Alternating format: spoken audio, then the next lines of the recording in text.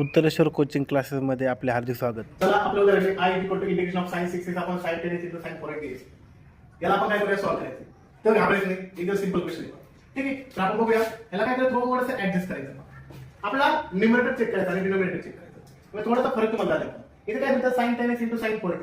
10x आणि 4x आणि 6x याच्यामध्ये काहीतरी इक्वल आहे. 10x मधून 4x किती झाले आपले 6x. ठीक आहे, मग आपण काय करायचं, sin into bracket 10x minus 4x upon sin 10x into sin 4x dx. Okay, आपल्याला आता याचा sin 10x minus 4x म्हणजे काय, sin a minus b एक ट्रिग्नोमेट्रिक आयडेंटिटी ती माहिती आहे.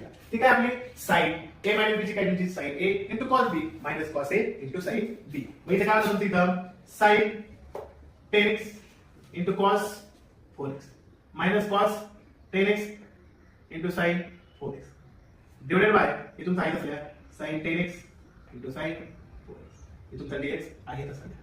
ओके, माहिती काय तुमचा डिनोमिनेटर काय आहे तुमचा sin 10x into cos x. तर मायनस साइन म्हणजे आपण सेपरेट लिहू शकतो, इक्वल डिनोमिनेटर.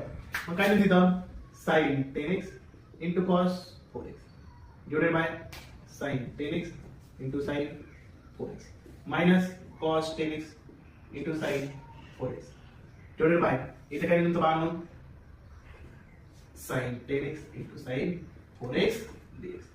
या ठिकाणी बा इक्वल कट करायचं बा. इथून तर sin 10x कॅन्सल होईल, इथून तर sin 4x काय होईल कॅन्सल होईल. खाली तेवढं बा तुमचं cos 4x divided by sin 4x minus cos 10x divided by sin 10x dx.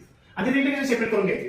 मग काय होईल तिथं integration of cos 4x divided by sin 4x dx minus integration of cos 10x upon sin 10x dx. Okay, आणि या ठिकाणी पहा cos upon sin आपलं cot असतं, sin upon cos tan असतं, बट त्याचे उलट cos upon sin काय असतं, cot असतं.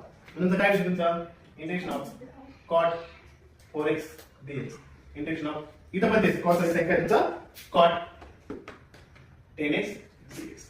ओके, आता cot काय असतं तुम्हाला माहिती, cot म्हणजे काय cos upon sin. आपण एक ऍडमिटेड भेटले पहा, काय ऍडमिटेड होती ती integration of f'(x upon f(x) dx. त्याचं उत्तर असतं log of sin x असतं. काय असतं log of sin. म्हणजे काय लिहितो तिथं log of sin 4x divided by 4. आता 4 काय आहे सर काय चालू होतं आपले आयडेंटिटी पहा, त्याने आपलं उत्तर कॅन्सल लिहिलं पहा. मायनस इथे काय तुमचं log of sin 10x upon 10 plus c. याला पास देऊ शकतो 1/4 log of sin 4x minus 1/10 log of sin 10x plus c. अशा प्रकारे आपण